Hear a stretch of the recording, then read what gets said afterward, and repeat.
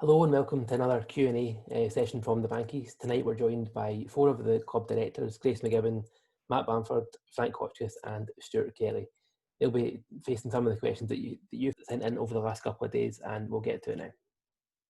So Grace, with the SPFL Championship hoping to start a limited season in October, it must be seen as a possibility that there might be no football at our level for the whole of the coming season. David Monroe asks if the club are financially secure enough to survive such a possibility. Right, thanks very much for the question, David.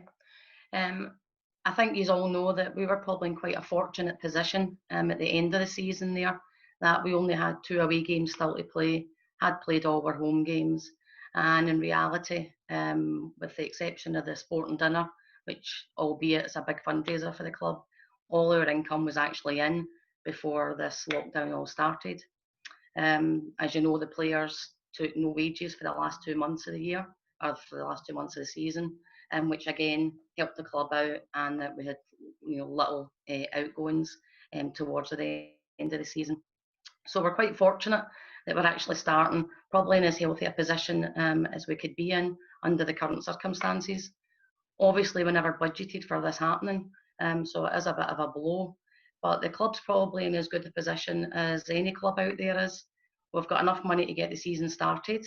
We have to have conversations with our sponsors and the people that do things on match days, with advertising, etc. But I think we're fairly confident that we can at least get the season started. Once some income starts coming in, we can cover all our costs. And as we always do, we have no debt, and we always aim to run the club, within our means. And at this moment in time, that doesn't look to be anything different. But obviously, it does depend on getting some football played. And as soon as that happens, we'll be relying on everybody to come back to the games and start contributing. I hope that answers your question. Well, we talk about games possibly restarting, obviously, at some point. Matt, are there any discussions taking place at the moment within the West of Scotland Football League as to what conditions need to be in place, both nationally and at club level, to allow games to resume? And what do you see as the main challenges? Well, obviously, the West of Scotland League are going to be guided by the parent league, if you like, the Lowland League. They're guided by the SPFL, who are guided by the SFA. So you can see that they've made a proposal for starting the SPFL. They've made proposals for cutting the size of the championship, how many games they're going to play. So eventually they'll get down to the lower levels on what are needed, because the requirements for playing games are going to be different for Rangers and Celtic. They are going to be for Clydebank and Yoka. So we've just got to wait and see what restrictions we need to put in place for these to happen. But we're hopeful, the way things are looking, that there should be games starting before the turn of the year. You mentioned those games. Joe Haggart asks, will the season start behind closed doors? Is that a feasible option for us? I don't think there's any necessary need for that for us at our level, because the size of crowds at Tier 6 level, you're not cramming thousands of people into a stadium. So social distancing within the fan base wouldn't be an issue, I don't think. The bigger problem we've got, and all the other clubs have got, is how do you deal with our players? Players and officials need to social distance, so we need to have the right facilities in place for them. And then obviously for the fans, the toilets, the merchandise, the pie stall, things like that, we need to look at. But it's not financially viable for us and for any club at this level to play games behind closed doors with costs but no income. So I don't think that's really an option for us. I think we'll be in, and it'll be social distancing for the fans and certain requirements for the players. Grace, obviously, Matt talks about the complexities that will come with the turnstiles, pie stalls, etc. A lot of companies have obviously stopped handling physical cash. Is there any scope for us to be using contactless payments going forward? Yeah, absolutely. It was actually something that we had set up at the end of the season last year, and then never ended up using it via a company called SumUp, and it's a handheld, contactless device. So we've actually already got that. I'm looking to probably get another one of those devices, and that will obviously help with things like the club shop and at the gate. But in reality, the simplest way to avoid having cash is for fans to buy season tickets. And if they do that, up front, one, it helps cash flow for the club, and I'm pretty sure Frank will maybe touch on this later because it's something he's looking into. But you know, it gives some funds to the club, and it just makes that whole cashless thing a lot easier. But yeah, we do have the facility up and running already, so that's not going to be an issue. And Matt, Ian McVicker asks about highlights and if they will be produced for supporters who may still be shielding and therefore unable to attend games. Well, we're hopeful. Kelpie was doing the home games last season. Unfortunately, he's unable to attend away games or midweek games. So we're hopeful that he'll continue with that on a Saturday. However, if there's anybody out there that's able to, put themselves forward and take over for away games and midweeks, we'd love to hear from them, because it's something the club, we're one of the very first clubs that started doing highlights way back in the early days, and we'd like to continue it. So if there's anybody out there who's able to help out, get in touch with us. And Stuart, I'll bring you in here. This is a question that's been touched on by quite a few people, including Callum at Football CFB and obviously our very own Bill Abraham. How do you see the club changing on and off the park over the next few years as we adjust to the new pyramid setup?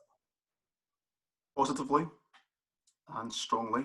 We've done that already, David. I think Clydebank were one of the most instrumental clubs in ensuring this West of Scotland Football League has developed. Our strategy of regaining our place in senior football has been long held and doesn't need rehearsed or revisited here. The club has exponentially developed over the last few years. We've seen that in terms of the status and position of our ground, and how we deal with our interactions with people. We act as professionally as possible. Our academy structure is now flourishing. Our community interactions, evidence including at Christmas, the amount of money and donations we raise for local food banks and other charities. So I really think we are operating far beyond the normal expectations of a previously junior club. Where do we go next? Well, really, to my mind, the sky's the limit for Clydebank Football Club, but it really just needs the town and our supporters to buy into what we want to achieve. I don't think it's for the board to set that expectation fully. I think it's also an interactive position with the fans. And hopefully when we get a chance for an AGM or certainly get to see people again, we'll get input as to how the fans want to see the club move along. But I think it's going to be a positive trajectory for the club. Well, Frank, Stuart obviously mentioned the fans there. This is another question that Bill's asked. How can fans realistically help achieve our goals and as a club and effectively bring more money in? Yeah, thanks. I think as a fan base, we contribute a tremendous amount, probably because we are fan-owned and therefore people feel a real affinity, even beyond that which supporters normally do for their team and for their club. For us, this is our club. Every single person on the board is not only a supporter of Clydebank, but elected by the trust membership. So the first thing that people can do is join the trust and get other people to join the trust. We've got a membership maybe of around 200. I would love that to be 1,000. It only takes £10 a year for people to do that.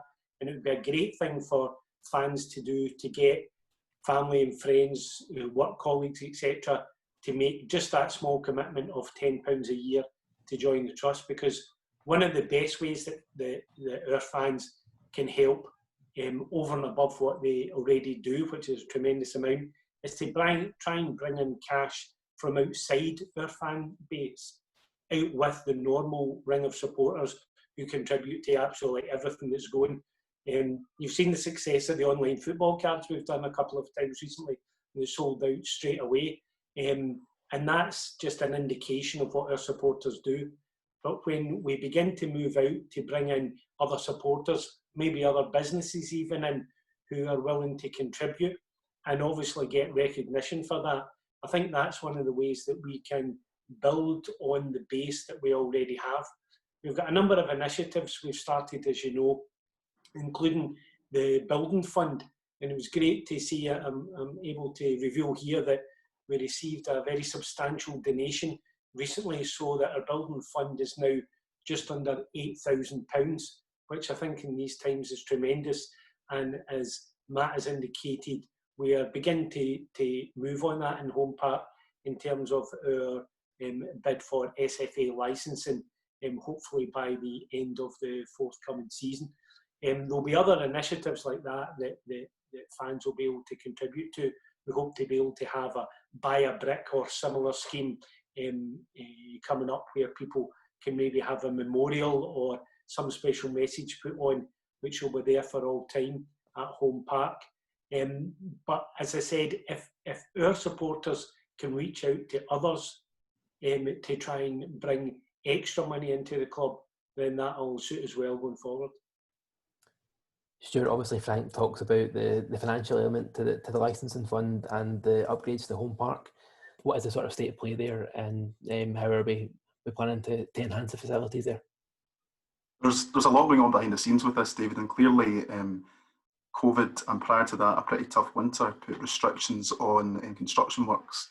But what is currently in the pipeline, so to speak, is first and foremost is to get a stand, a new cover. The previous cover was brought down last summer and the replacement was prevented due to the placement of porta cabins. The removal of those porta cabins literally about a week before lockdown was then met by lockdown and the prohibitions that placed on new construction works. But that is coming, and as soon as we can get our contractor on board to deliver that, that'll be there. There are other projects we're working on. We're looking in for things that people might not see within the building. The changing rooms are being further developed.